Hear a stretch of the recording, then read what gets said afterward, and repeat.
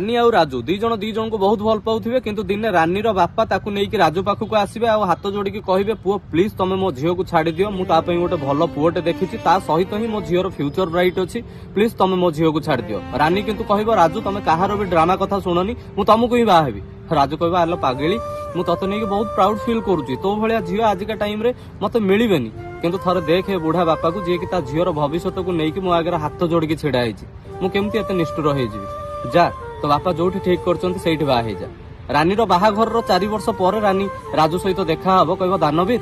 मो बाहाघर को आस्थिल राजू कहबो हां जाइथिली किंतु तो सहित देखा करिवार साहस मो भीतर नथिला सेति पई बाहर अपेक्षा करिके थिली तो बर को देखिया पई